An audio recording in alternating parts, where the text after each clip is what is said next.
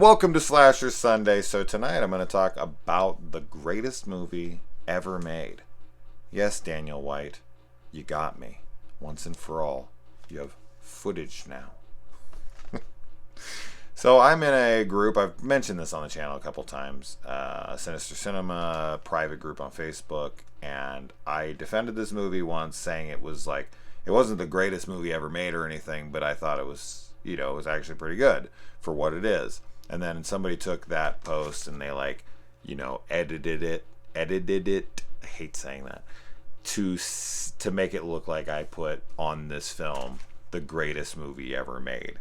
And that fucking thing has been shared in my group every time this movie's mentioned, or anytime like that joke wants to be thrown around that I think this is the greatest movie ever. I do not think this is the greatest movie ever, but I think this movie is much better than it has any right being. And as far as the Slasher Sunday thing, I threw this on going, is this a slasher movie? And about 99% of the way into it, I was like, no. But then there's a full-blown stalk and slash scene at the end, and I already had it queued, and I was like, well, it's either this or nothing. And there was enough slashing type stuff going on in the very last couple minutes that I was like, you know what, fuck it, I'm counting it. So if anyone wants to fight me on it, get a life. Get a fucking life. You're going to really argue with me about whether it's a slasher movie or not? Fuck off. Anyway, so yeah, I do own it. I gotta reach. Oh my goodness, Pinocchio's Revenge. There you go, full screen. I don't know if they make it a widescreen, but on my TV, it fit like full screen, but it didn't feel like it was cutting anything off on the widescreen. So, and it wasn't stretched or anything. So I don't fucking know. It actually filled the entire screen and looked widescreen without bars. But I was looking to see if anything looked like it was squaring and then cutting the tops off to square it out on a rectangle. Didn't look like it, so I don't really understand. There wasn't any bars on the sides, the top, anywhere, but it looked like it was widescreen for an actual widescreen television, which is the way it should be, right? They should make TVs fit widescreen better. But whatever. Anyway, I know that there's different aspect ratios and whatnot, and widescreen can vary, but I just feel like the bars on top are so thick that I'm like, couldn't the TV fit widescreen better than that? A little more? I don't know. What do I know?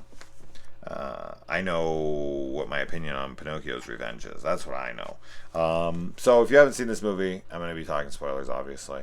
But I actually think it's pretty good. Okay, I do. I think that it does. Okay, here's a bold statement. It does one thing better than Child's Play.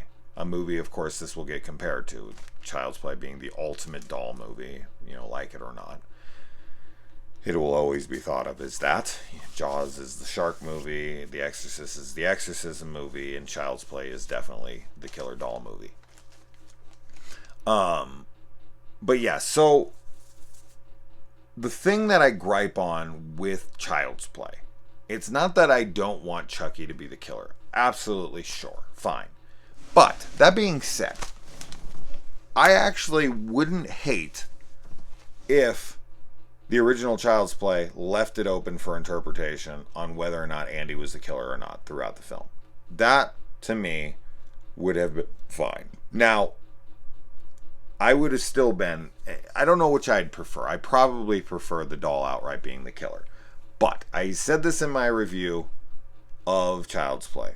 The thing that they fucked up on in there, to me, was showing Chucky alive, for sure, before he comes to life in Mrs. Barkley's hands.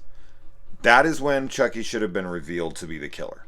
When he turns around, you stupid fucking bitch, I'll kill you. Whatever. That should have been the moment. The rest of the movie, it should have been Andy. And in our minds going, is it the doll? But when he goes to Eddie Caputo's house, you can see it's clearly Chucky turning on the stove. It is obviously Chucky. It is obviously Chucky killing Aunt Maggie. It's obviously Chucky. But they could have played that psychologically for half the film, and then when the doll came to life, it would have been jarring as fuck, because by that point we already know it's the doll. So in that scene when it comes to life, yeah, it's a good scene, it's a great scene, I love the scene, but it would have had more impact had it let the audience wonder for a while, because by that point nobody knew who Chucky was. Nobody knew if the doll was going to be alive or not. This is the first time they ever seen him. Obviously, by part 2, you can't do that. But for part 1, you absolutely can do that. And that was a fuck up on Tom Holland's part. Or Don Mancini, whoever made the decision there. But yeah, I just... And that is what Pinocchio's Revenge does correctly. It's crazy to say Pinocchio's fucking Revenge out loud as in a defense and saying it does something better than Child's Play. But it fucking does. I'm not going to just shit on a movie because it has a stupid title. Or a stupid concept as far as bringing it to be a Pinocchio film. Why does it have to be Pinocchio? It doesn't. It doesn't really. This film is completely serious. There is not one moment where it tries to be silly or funny at all. Nothing. You would think with Pinocchio's Revenge, you're getting yourself into a Jack Frost. You know, you're getting yourself into some full-blown comedy that's parodying Child's Play, whatever. Not at all. Not at all. This is completely straight-laced, completely psychological horror. And what this film does right is it leaves it that way the entire film. At the end of this film, you have no idea if the little girl did it or if Pinocchio did it. I'm on the side of the little girl did it. But I can definitely see the argument that Pinocchio did it. That's awesome. That's awesome. Very Candyman-esque. You know, I was just talking about Candyman. And to me, that, you know, Candyman is left totally up for interpretation. Was it Candyman? Or was it the chick? I don't know. After watching it, just watched it again. I have no idea. And with this one, I have no idea. I know which way I lean on Candyman. I know which way I lean on this film. But I love films that leave it open and both work. And this film does that. So kudos to it for that. Yes, the acting in this movie isn't amazing. It feels a little cheap here and there. But this is a psychological thriller about a little girl who's dealing with the separation of her mother and her father. Her mom's not home as much. She's staying at home with the nanny. She doesn't feel respected at school. She's getting in fights. She's biting kids. This shows her hostility and her anger. And then she, warms up to some puppet that was brought into her house with, a negative connotation all over it because it came from some guy who was a killer who killed his child. And I don't know. I mean, you can start to fill in all sorts of things. Was he trying to get rid of the doll after it killed his son? Did he kill his son and the spirit of his son went into the doll? Was he wanting to die because he wanted to get away from the doll? Or was he wanting to die because he didn't want to deal with the guilt of killing his child? Was the kid in cahoots with the doll? Was the kid possessed by the doll? These are all questions you can ask. And yes, I'm overthinking Pinocchio's Revenge, but fuck the title.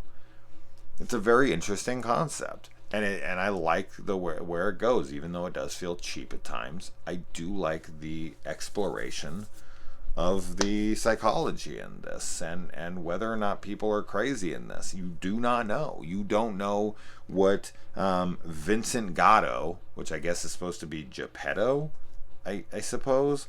We don't know what Vincent Gatto really did here. He begging, let me die, I did it, whatever. We catch him burying a kid and a doll.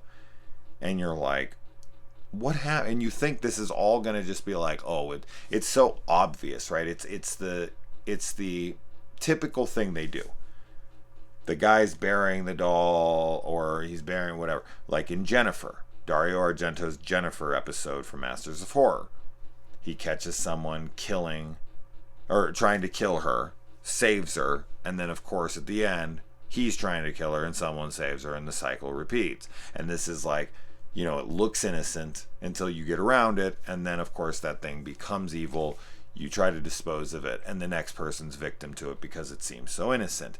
This is that loop cycle. And so that's the obvious play here. That's what it's always going to be in these movies 99.9% of the time. But not with this one. This one really leaves it open for what was Vincent Gatto doing? What happened there? And is it coincidental that the daughter just so happens to be susceptible to this stuff in the moment, and any doll would have set her off? These are really interesting questions. And it's crazy to say that about this movie, but I'm gonna drop the whole, giving the movie shit for being a Pinocchio's Revenge. But speaking on Pinocchio's Revenge as a title, this is a dumb title. This is purely a selling thing because there's no revenge taking place here. Unless you think the kid died and takes possession of the doll, and then the doll comes back and kills this unrelated family for revenge. It doesn't work. It doesn't work. There is no revenge being had here. Pinocchio isn't out for revenge. Pinocchio is out to harm those attached to his new owner. And yes, there's definitely things that are taken from Child's Play here. The Child's Play franchise. Absolutely. 100%. Guy getting pushed down the stairs, and there's a ton of them. And I'll mention a couple more, I'm sure. But it's very obvious that there's some inspiration there. But I can't deny, even though I think Child's Play 1 is phenomenal, I love it. It's like a fucking masterpiece to me, basically. Very, very high on the movie. I do feel like this film does that one enormous aspect better. They stick to it. Is it the doll? Is it the kid? And Child's Play just didn't land that for me, and it's my big gripe. It's a big gripe of Child's Play. It's what keeps it out from being like a 10 out of 10. Even though I said it was a masterpiece, it's close. But that annoys me. It always has, and it probably always will. I accept it, but it still annoys me. So I don't know. And as I said, like, this movie starts with that guy who's like burying a kid, and then we get this really serious courtroom scene. Imagine like being on the production crew and like going in and renting out a courtroom and like shooting, and they're like, "What are you in here shooting?" And it's like Pinocchio's Revenge, and people are like, "Shut the fuck up! What are you really filming?" And it's like, that's what we're really filming. But yeah, and then she like gets photos and she's like checking them out, and it's like a bunch of dead kids and stuff. This movie is dark and serious. It's really wild. You would think this would be like Rumpelstiltskin or something, like super playful, super stupid, but it's not one bit. That's remarkable to me that they got a movie Pinocchio's Revenge approved and they played it totally straight. I'm sure a lot of people who rented this because they were like, oh, this is going to be a super fun time. It's going to be super silly. This doll's just going to be running around killing people. It'll be hilarious. It's not. And that isn't going to work for some people who want to go into this for it to be stupid. And I get the desire for that, but that's just not the film. And the nanny in this has one weird ass accent. I don't even know what the hell that is, but I guess she must be foreign because she has no problem showing off tits, ass, and bush, full nudity, fucking close-up camera shot. Oh my good God, this is graphic nudity, which, hey, I'm not complaining.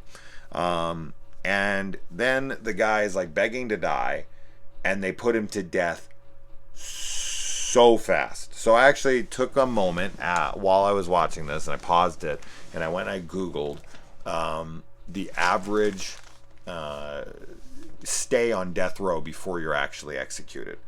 And it's like 228 months or something like that as of 2018.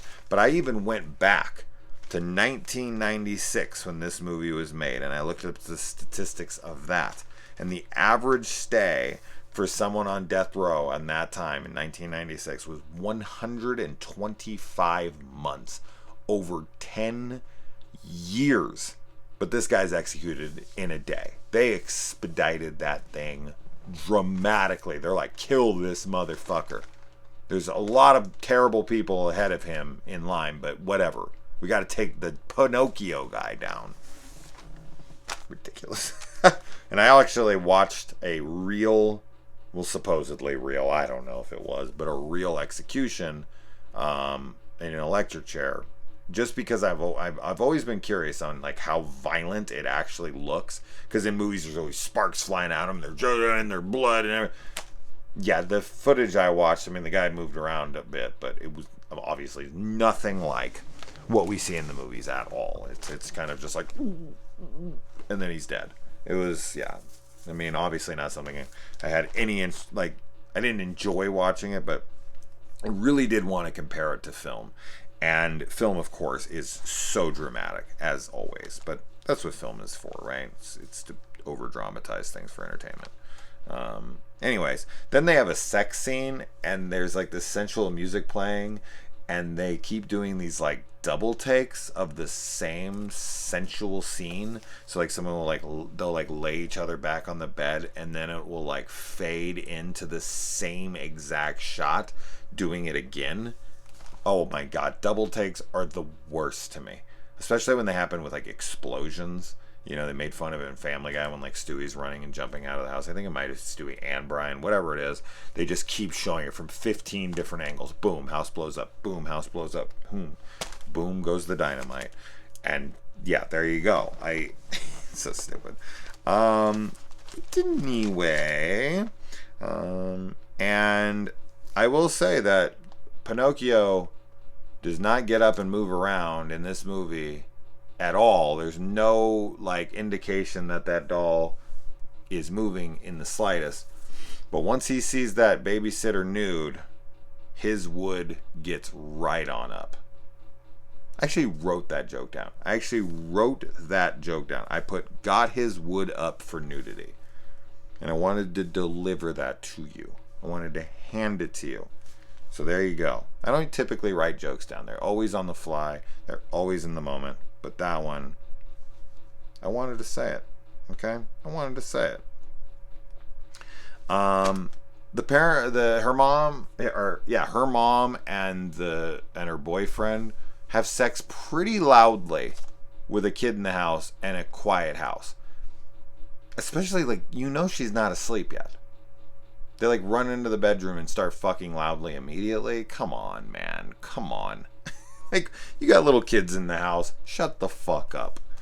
And she even confronts her about it because she's like, oh, Pinocchio was curious about her nudity because it's probably because I heard you and your boyfriend fucking last night. And she's like, oh, you want to talk about it?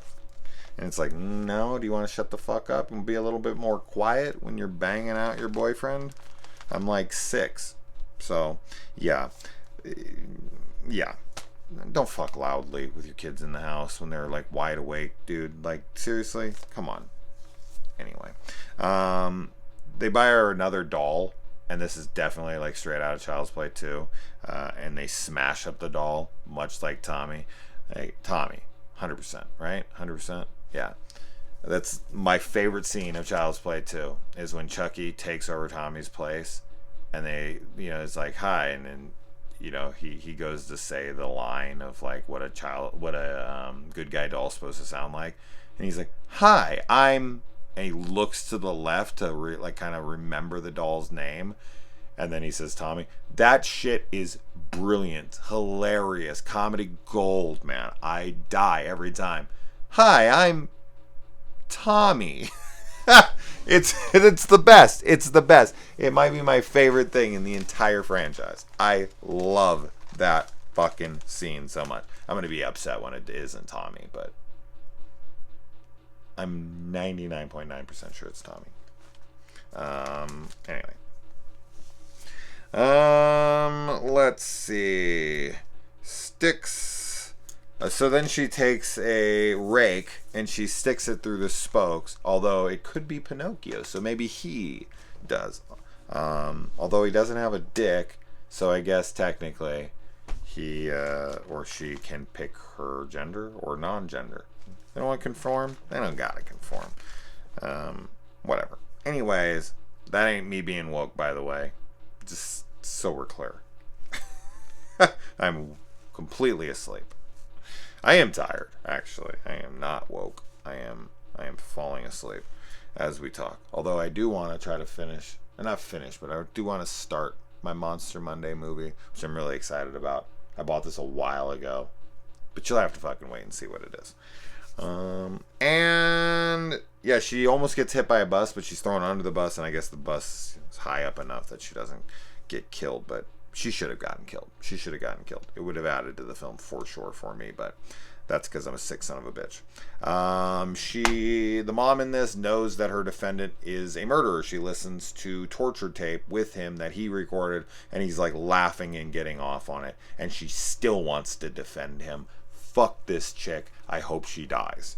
Okay? I don't give a shit what you say. I don't care. People are like, oh, it's your job and people have rights and this and that. If you know your fucking person is guilty as a defense lawyer, if you know your person's a straight up murderer, a horrible human being, and you still try to get them off and you try to like say to me or anybody, that's just business, or it's my job and it's the law and this and that and it's my job to defend them, and fuck you. You are not a human being. You are a goddamn monster. Outright, straight up, I don't give a fuck.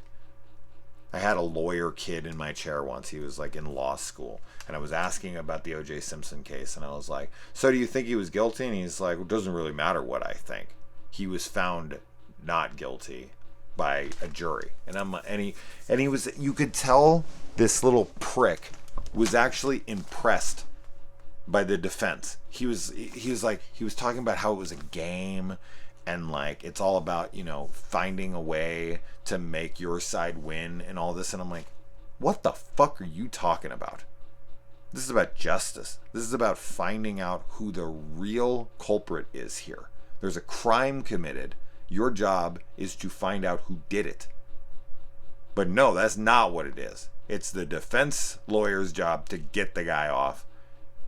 And it's the fucking prosecutor's job to prosecute, to get them to be guilty. And both sides are fucked. If the prosecution side thinks the guy's innocent, although in that case, a lot of the times, because defense lawyers need to have a better record than prosecuting attorneys, right? So it's not as much important if the prosecuting attorney, I think, knows that the person is not guilty, they'll let that go. But the defense lawyer is going to fucking fight it till the end. Now, not everybody, I'm sure, but for the most part, if you know your fucking person's guilty, it's like, lawyer pay, confidentiality. You can tell them whatever the fuck you want. And it's like, yeah, I killed the bitch. And it's like, all right, well, let's figure out how to get you off. No. So when she says that in here, when it's so clear that this guy's a murderer, awful person, and she wants to put him back on the street, she's a fucking murderer. If you get off a murderer knowing they're a murderer 100%, without a shadow of doubt in your mind, you're already a piece of shit. But if then they go out and kill again, 100% it's your fault. 100%. I don't see any argument to the contrary. None. Zero. But I get it. Like, people are like, oh, I mean, it's reasonable doubt, right? And like, just because you think your client is guilty doesn't mean they are actually guilty. Some people lie about it. Whatnot. There's arguments to have here to a degree.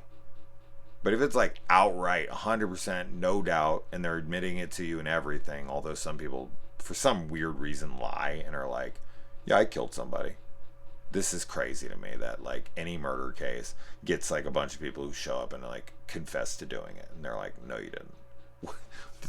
I'm always baffled by this. Why would anyone admit to doing, outside of like wanting fame or wanting to be locked up, or who the hell knows? Some people are out of their goddamn minds. Anyways, let's move on. I used to have a girlfriend that would always get on my case about saying anyways. So it's not any ways. It's not plural. Okay, there's no S at the end. It's anyway. So sorry, Jasmine. Okay. Anyway.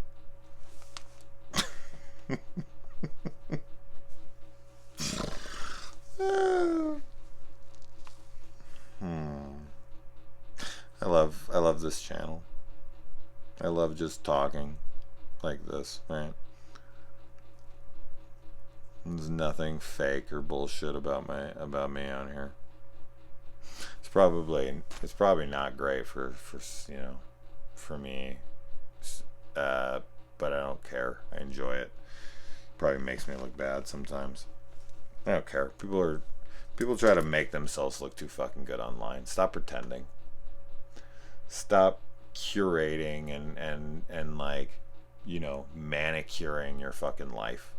Like, it's you're not perfect. We all have horrible thoughts and things that would make us look like shit people and whatnot. I don't care. I just don't care.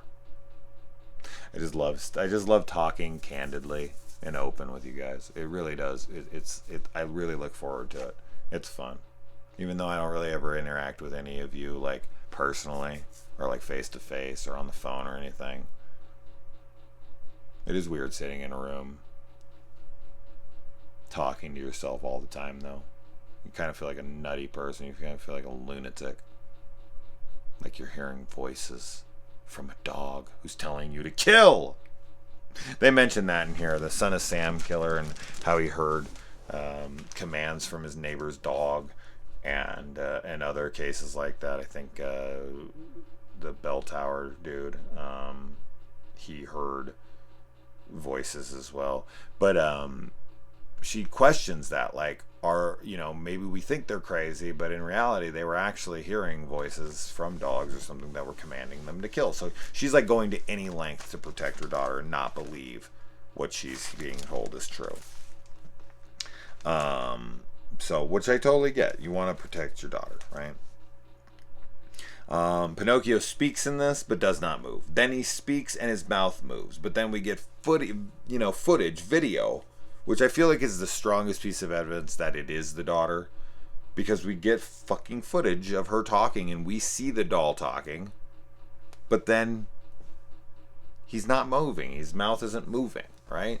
So there's 100% right there. And then when she throws the doll through the table, it's her daughter that's through the table. It's the daughter. But I still think people could be like, well, the doll was possessing her or whatever. I mean, there's arguments to be had here. It's just that I lean towards it is the daughter. This is coincidental.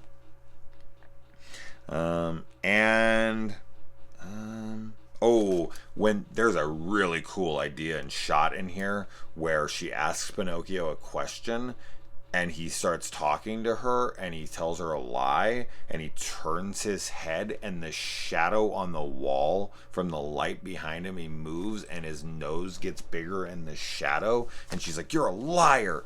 That was brilliant. I loved that shot. That was so smart because we can't actually see his nose grow because that would then sell to us that it's really actually him. But the shadow idea was pure brilliance. I loved it. I was like, oh wow, that was really cool. Really, really neat idea. So good on them for that. And then this fact that she goes out, this is really sad. This is one of the only things that actually connects it to Pinocchio, the Pinocchio we know, is that she goes out into the yard and she catches a cricket because she's like, she doesn't want Pinocchio to be bad. She wants to be his friend and she wants him to stop. So she goes out and she tries to get him a Jiminy Cricket. She tries to get him a conscience. And she's like, then the nanny comes out with her clothes on this time. And she's like, what are you doing? She's like, I'm getting him his conscience. I want him to have a conscience. I want him to stop. So whether she's the killer or not, she doesn't want to be doing what she's doing. Even if it is Pinocchio in her head, whatever it is, she doesn't want this to happen. But then she comes into her room after, she thinks maybe she's gotten him back on board and he's okay now. And she looks in the box and the cricket's been smashed. He has killed his conscience. Like, no, I won't be stopped. You can't stop me with my conscience. I don't have one. I squash it. Brilliant. This is great stuff. A kid wants, she wants Pinocchio to stop killing. So she goes and grabs a cricket and he kills the cricket. That's fucking great stuff. That's great stuff. I don't care what anyone says. I love it. It's way, way better written than anyone will ever give it credit for because it's, so subparly acted. It's not even terrible acting. It's just like made for TV type acting. And I think the kid's actually all right for a child actor. So I'm telling you, it's not a bad flick. It's pretty good. It's not the greatest movie ever made or anything. Okay, it is the greatest movie ever made. Fuck it. I'm committing to it. And 1 hour before we see him speak. Oh yeah, it's 1 hour into the film when we first see Chucky. Pinocchio actually move his mouth and speak, and all he's doing is trying to convince her that she did it. That's cool stuff too. Love that interaction between them. Him being like, "You sure it wasn't you? 'Cause I think it was you." That's good stuff. Another really cool moment right there. And then they kill the boyfriend, which, as I said, like, we get some Child's Play 2 stuff in here. And then he even goes down to the hospital and kills her. And we get it. We know she got out of the house. She came back with muddy footprints.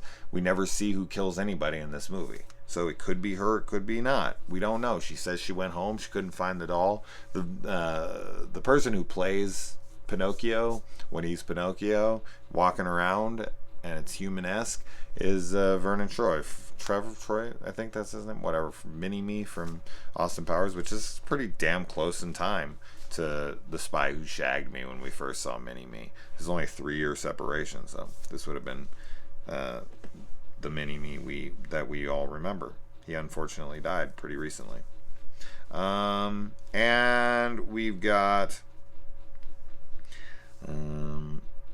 she defends her kid and is like, no, my kid's not a danger, I'm not committing her. Then she goes home, she gets in bed, and when she wakes up, her kid's sitting next to her bed with a knife in her hand. Bitch, you are going to the doctor. we are checking you in for a few nights. You need to get checked out. You're carrying a knife around and you're saying you need to protect me from Pinocchio. Yeah, you gotta go. And then she finds out that the daughter went out of the house and was trying to get to the hospital, and that Pinocchio went to the hospital and visited him, and he was dead, and he was said to be fine, and she was going to visit him in the morning. This mom is just, but I get it. If Oliver or Elliot, my daughters, came to me and they were like this, I couldn't help myself, man. I'd protect them with everything. I could not help I couldn't see my kids as killers. I just couldn't do it. And yeah, she fights with the doll. Then we see, she gets hit over the head, and the doctor asks her, like, when you were seeing the doll, because she sees the doll, she's fighting against the doll, and this is where all the slasher-esque stuff happens. He's stabbing through the door, very Child's Play. He's chasing her around the house. They're fighting back and forth, and she throws him through the table, and it's actually a daughter. And then the doctor's like, so, did you see the doll move or have any interaction before or after you hit your head? I don't think I worded that correctly. Did you see him move before you got hit in the head? There you go. That would work. And then she's just like, whatever. I'm going to prove this no matter what. And then he's like, I hope you don't, for your sake and hers. And then he leaves. And then they're both left in the insane asylum together. I mean, obviously she's just there visiting. But and then it just kind of shows Pinocchio's eyes. And the credits roll. And it's very much like, oh, that little bitch did it. That little bitch did it. Which these movies, I don't know how many other killer doll movies have actually straight up been like, no, it's the kid. I don't know many, but this is one. This is the one I know off the top of my head, and that's awesome, because that's what it should be sometimes. It should make that like, is it the doll? Is it the kid? Somebody needs to remake Pinocchio's Revenge. Remake time. It's calling for it. It's begging for it. So there you go. Pinocchio's Revenge. I finally fucking recorded a review for this damn movie. That was fun. So shout out to everyone who has kept that joke alive about the greatest film ever made. In Sinister Cinema, it's always been a good laugh for all the years that it's been a thing. It's been there for many years now, 5 years maybe or more. It's fucking old. But I had to do it, and I can't wait to post this about this in Sinister, because I do think some of them are going to get a kick out of this and have some fun. So shout out to any of you guys that are still here, and shout out to everyone watching, because you guys are why I do this. Anyways, adios.